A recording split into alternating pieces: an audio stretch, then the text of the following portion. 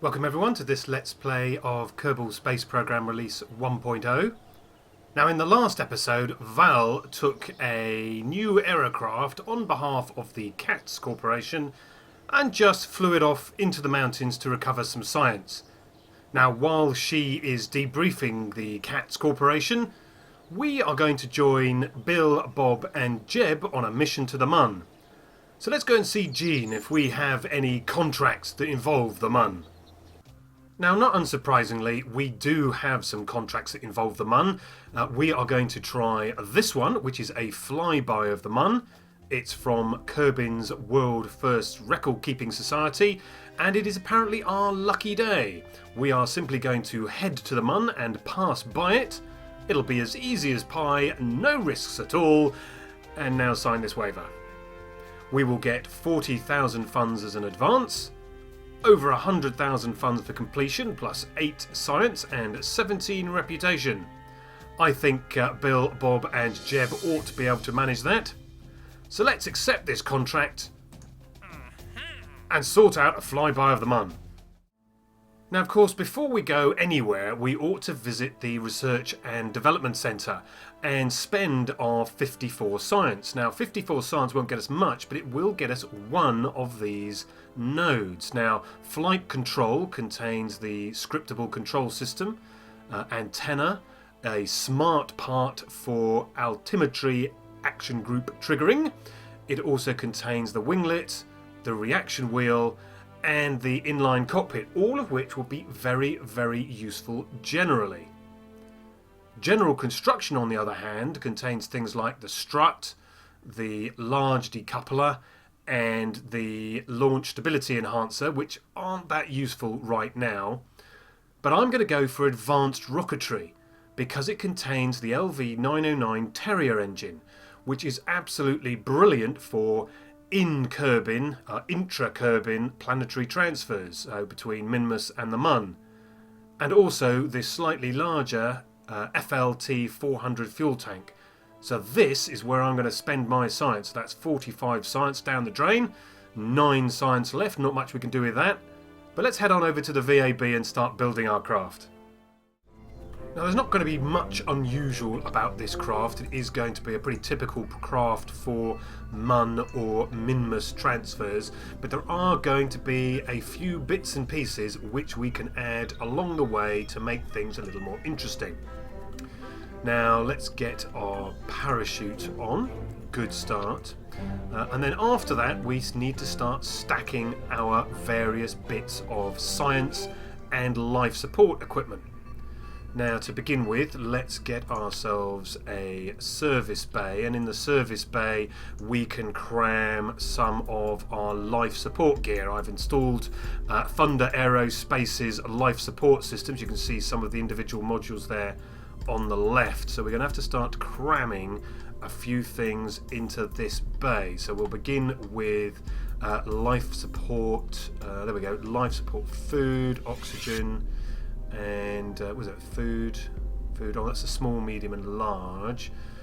We've got oxygen and waste, water, so which one are we going to? Life support supplies, small, there we go. Let's get the small hex can of life support supplies. Let's rotate it into position. Let's cram that in there like so, and that will give us enough food, water and oxygen for our journey.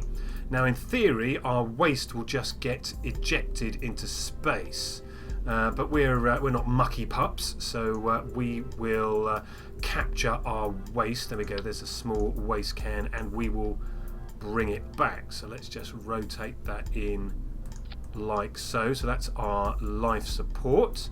Now what else can we cram into here? Batteries. Let's get some batteries. We're going to need quite a lot of power to get ourselves to and from the Mun safely. That's all I can get crammed in there before it starts clipping, so that should be fine.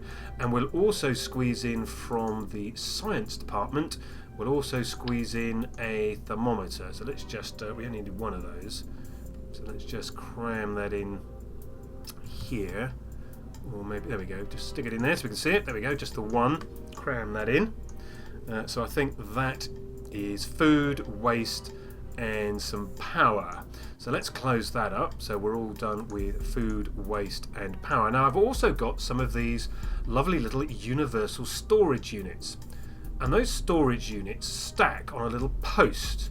So here's our little quad core post. So if we put that post in there, you can now put these little quarter segments on. Now this universal science bay is just an empty bay, but in the science department we have a number of different bays pre-loaded with equipment. We've got the orbital telescope, we have mystery goo, and we have the Science Junior. Now that list will get longer as we start to unlock different experiments, but let's just start with a couple of mystery goo containers, one on either side.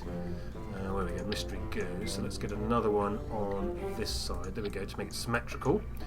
We will take a orbital telescope, clip that in there, and finally a Science Junior. So let's get Science Junior in there. So that gives us a fair amount of storage for general purpose equipment, and then we've got our various science experiments. Now what we can now do is we can look at the TAC life support build aid, and that's going to tell us a number of things. For how many crew we've got, how many crew we could have, and of course this capsule only takes one, and of course we have Jebediah ready to go, so not much of a surprise there. We have food, oxygen and water for 23 days, which is plenty, but 1 day's electricity is not good. 1 day's electricity is not good. So what I think we're going to do is put another one of these service bays underneath and pack it with batteries. Now when we have our photovoltaic panels, we'll be a lot better off. We'll be able to recharge our batteries and we won't have to worry so much about packing pre-charged batteries. So let's cram another load in like so, and that'll give us 2 days. That'll give us 2 days. I wonder if we can get any more in. I don't think we're going to get there's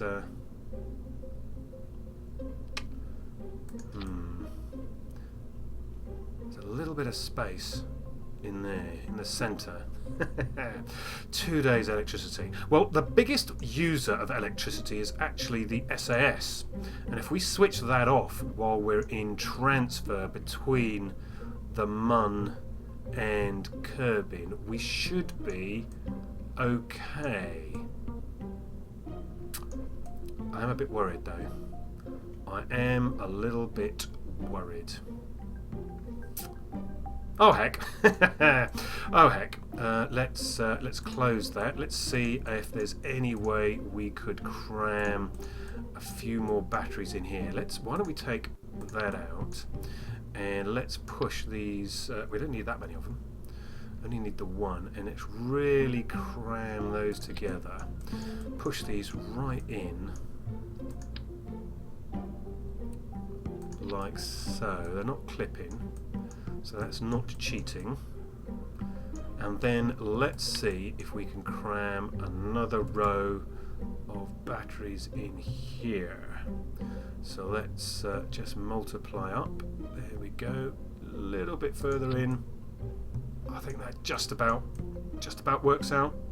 Smidgen of clipping, but will let me off. Will let me off, if that's a word. We will let myself off for that. So let's close up that. So that is, there we go, 3 days of electricity.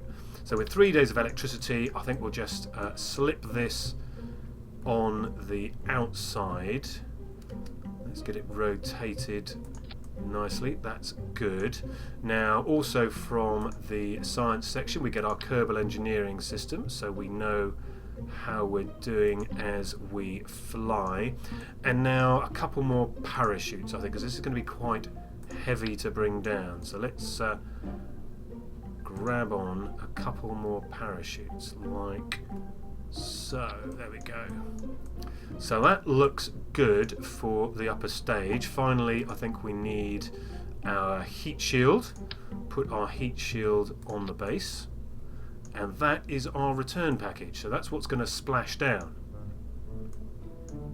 Hopefully. Right, next we need the transfer stage. Now this is where our new purchases come in. We want a fuel tank. We'll also want a decoupler, so let's get the decoupler in there first, and then the fuel tank, and then our lovely 909 Terrier engine.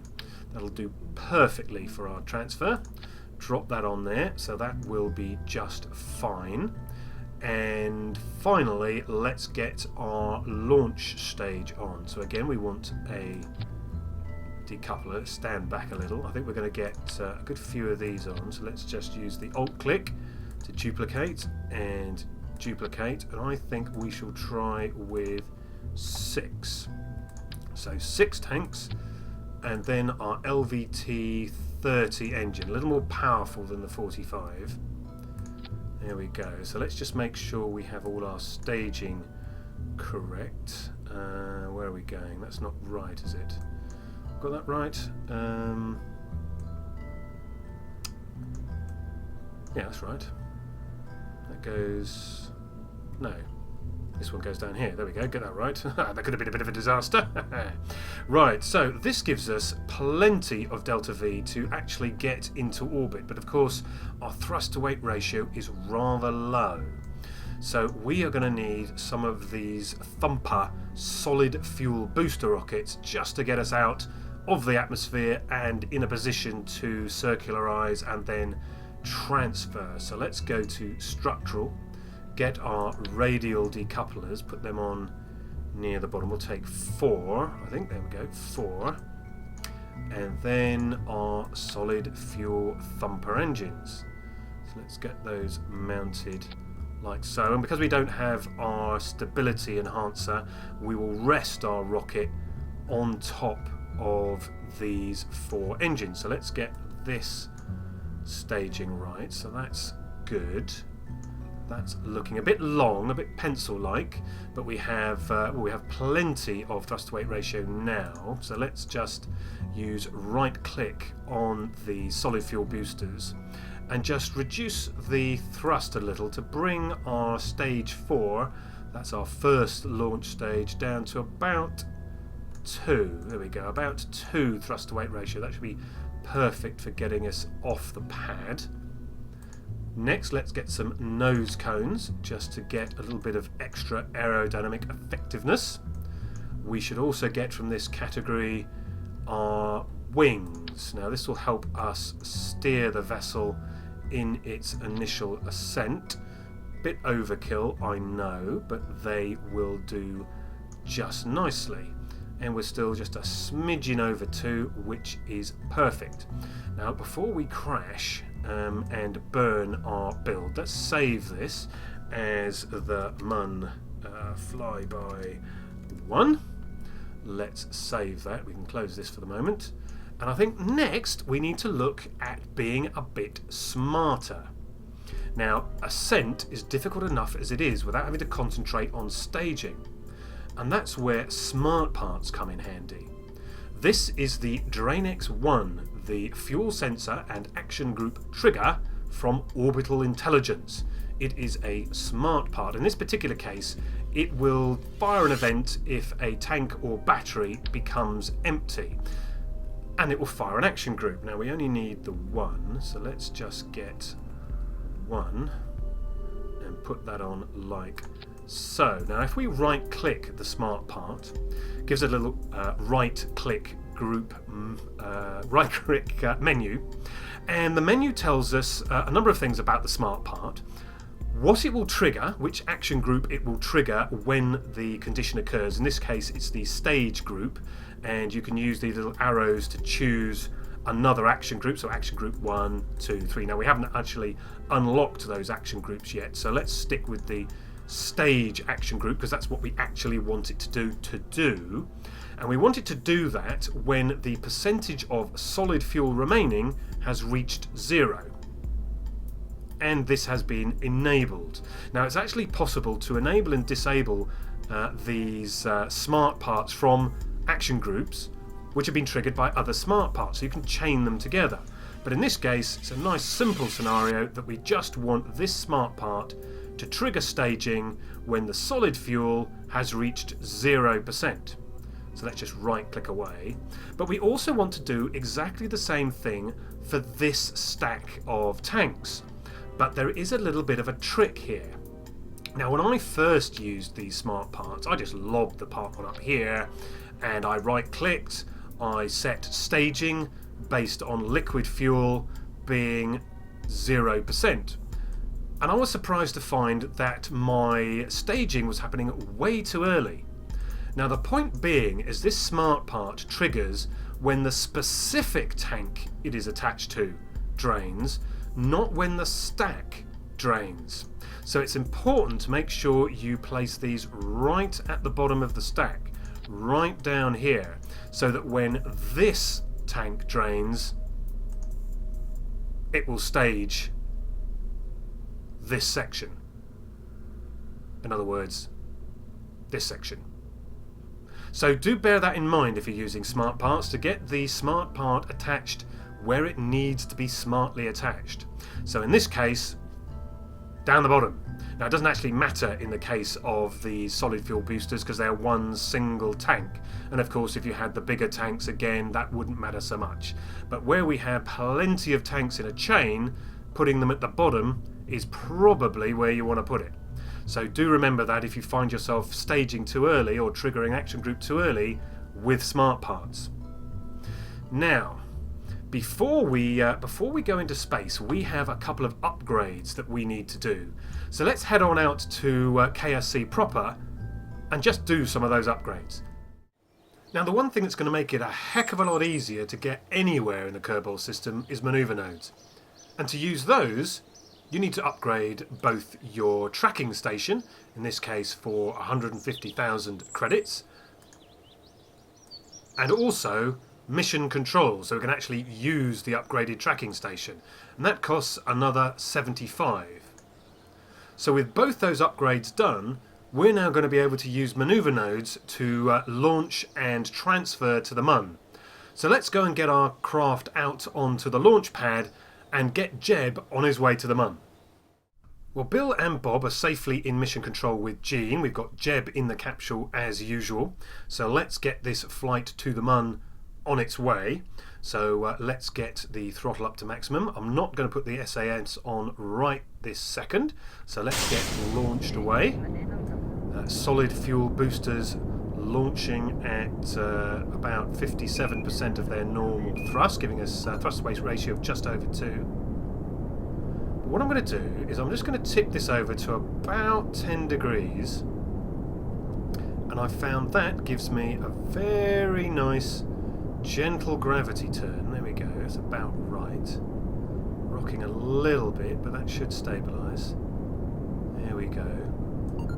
And that should control our pitch quite nicely, while our smart part, you can just see one of our smart parts there, is controlling our staging. So if we right click one of these solid fuel boosters, you can see we're at 200 units of fuel left.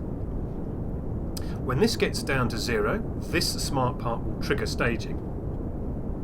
It will stage these separators, which will discard our now empty solid fuel boosters. So there we go, we're down to 100. Nice gentle gravity turn taking place, down to 80. So watch as this comes through to 0 and see smart parts do their thing. So we're down to 40, 30, 20, and 0. There we go. And all without input from Jeb whatsoever. Absolutely perfect. Now, little light on the thrust to weight ratio, but 1.4 is about good enough, so we should be fine with this engine lifting all of these individual tanks. Now at the moment we're probably draining from this one. Yeah, there we go. So we're about halfway through draining this tank, and this smart part is watching this tank down here. So that's why it is not triggering on any of these other tanks. If you had planted it on this one, it would have triggered already. So do bear that in mind when using this particular smart part. Now we're up to 30 kilometers. a nice, again, still nicely on our curve. Up to 35. Now we are a little off east, but we should be just fine. What I'll do is I think just going to put the SAS on now to fix our final trajectory as we now go up to 42 kilometers. And then up to 45. So we are going to be a little bit off our off our equator, so we're going to be slightly at an inclination to the Mun, which is on an equatorial orbit with Kerbin, but we will deal with that a little bit later. So we're coming up to 60 kilometers, and I think we will carry on to, we're about at 75. So 65 now, 70. Then there's 75. So we've still got a little bit of fuel left in this stage, and we will use that to start circularization. So let's just focus on the Mun. On Kerbin, we're not there yet. Add a maneuver, and just pull on our prograde handle, and there we go, get our new orbit all planned in. And you can see it is quite steep. So we are going to have to deal with that at some point. That's the wrong way. So let's just level it out. Quite wasteful to do it now, but we do have plenty of fuel. So let's get ready. Move ourselves around to our blue marker for our maneuver node. 73 and 77, that'll be just fine. A little bit too far, it's a little bit unwieldy, this very large craft. We have an estimated burn with this engine of 35 seconds, but LV909 is quite a bit less powerful. So I think we'll go on the 30. There we go. So let's start manoeuvring now. Now, one of the great things about Smart Part, particularly this particular Smart Part, is it will stage for you, which is what it's supposed to do, and it will do that whilst in map mode, which you couldn't do manually. If you were concentrating on map mode, staging wouldn't happen, as it has just done. So staging has just occurred, and we are now using our LV909 engine to continue our burn seamlessly. We've just passed the manoeuvre node, and we can just see our periapsis starting to appear in the upper atmosphere right there. So let's get ready to kill.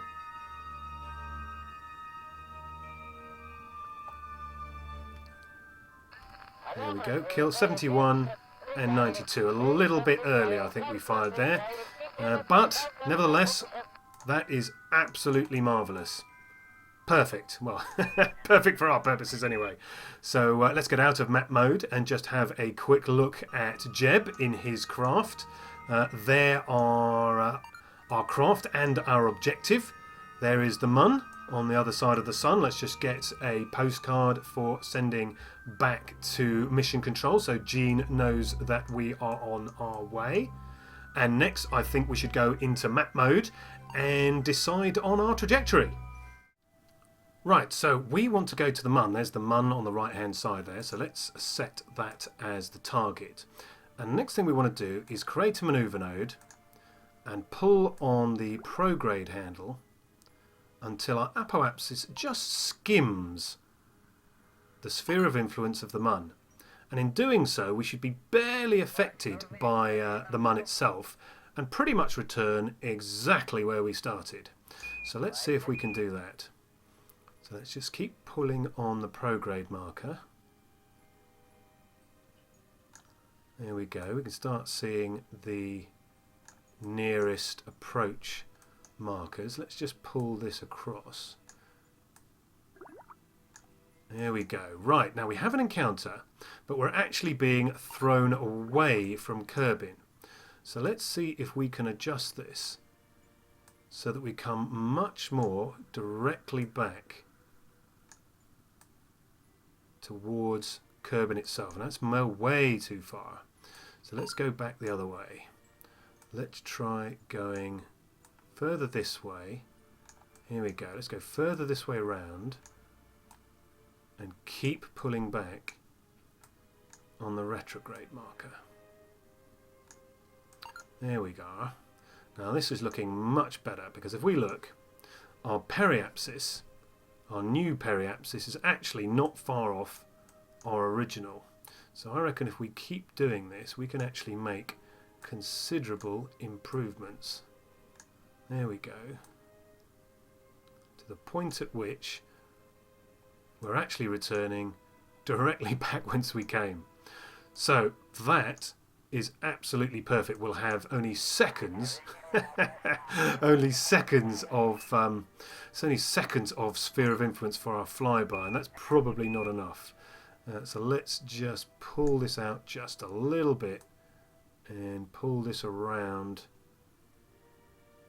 until our periapsis actually dips down. There we go. So it's 71. If we keep pulling around, 56. Pull around, 49. A little bit of extra delta V. Pull back, 38. A little bit more, 32. So that's a little bit more. A bit further round, 27. Then I'm going to get this round. If I can get this to, there we go, 28. That's not bad. 18. Marvellous. That's going to be a pretty shallow return, but it is a perfect return. So we are going out on this orange orbit, where we will enter the sphere of influence of the Mun. We can carry out our Mun flyby along this purple part of the flyby, purple part of the orbit, and then back down this green line right into the atmosphere right here. So we won't have to do any further adjustments once we leave Kerbin. If I didn't wind my mouse just as I passed over the handle. So let's try that again. So let's just extend that a little bit further. Pull back just a little bit. Oh, I can't get it quite. Right, there we go. 17, even better. 17, even better. Let's just try not rolling the mouse over the prograde handle. So there we are. Orange line out. Purple line for our flyby, and green line back. That is absolutely perfect. All we have to do now is warp around to our manoeuvre node and execute. Well, the sun's about to come out as we approach our manoeuvre node, so let's get turned around. We've got a 1 minute burn, so we'll fire on the 30 seconds to get half our burn before and half our burn after the actual point of manoeuvre. So let's get ourselves hovered right over. Going to get a lovely view of sunrise in just a few seconds. Jeb is as happy as Larry, whoever Larry was. Here we go. Here's a sun up. Perfect. We can get even a little bit closer. There we go, the sun erupting from the... It does rather look like a meteor strike, doesn't it? Still, lovely as that is, we've got to concentrate. We've got 30 seconds still to go. We are on position on our manoeuvre node, so we're going to go in 20 seconds. Now let's have a check on our electrical charge. That was a thing we were really worried about, but we should be okay.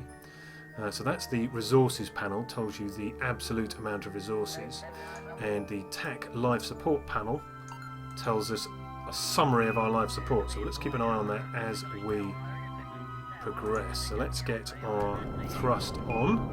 Missed our node just very slightly, but that shouldn't be a problem. Yes, there we go. So we've got 3 days and 2 hours of electricity remaining. That should be fine. So let's clear that. Let's go back into map mode and just watch our apoapsis and our new orbits. That's the important thing to keep an eye on.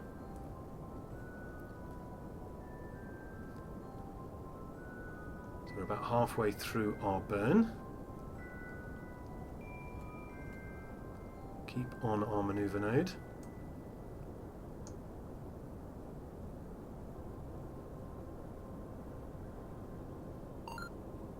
So as we close in on our target, I'll reduce the thrust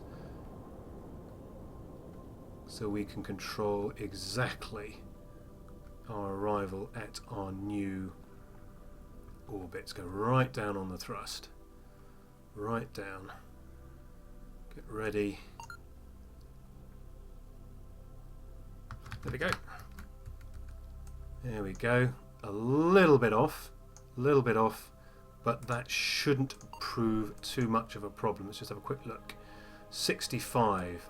Okay, so 65, we were a little bit over. We had to go very, very slowly at that last point, which means that we won't now be coming right back into our precise orbit into our atmosphere. So what we'll do what we do when we go to Minmus, and that's to make a secondary adjustment, usually around the ascending or descending node, to bring you back onto the equatorial orbit. So we will make an equatorial change here. So let's, which way are we going? 1.7, 1.4. Wait for the DN just to disappear. 0.5.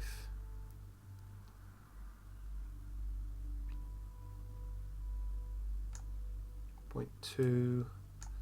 There we go, it's starting to disappear. There we go, 0.0. 0.0. So that's going to actually bring us out, because we're actually getting a little bit closer to the Mun as a result of lifting our orbit.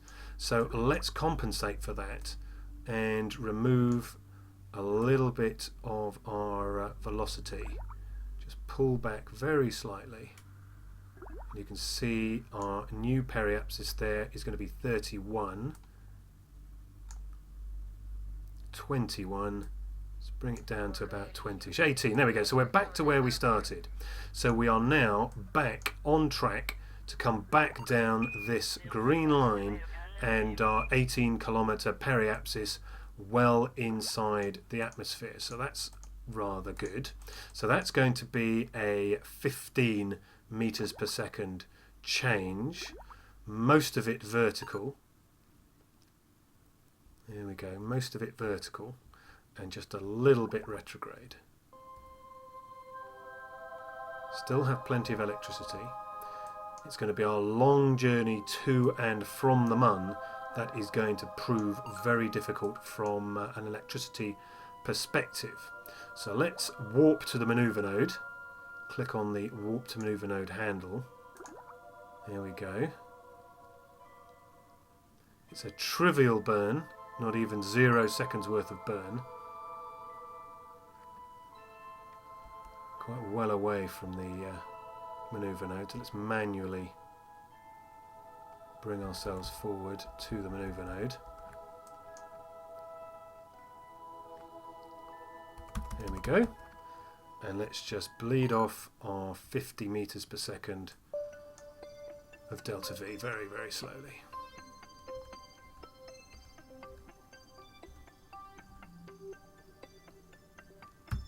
There we go.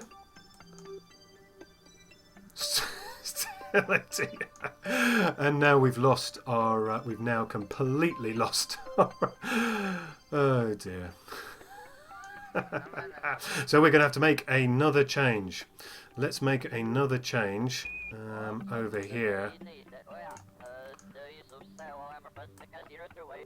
And speed up just very slightly. There we go. It's a trivial increase, which I think we can probably do just about anywhere. So let's get our direction.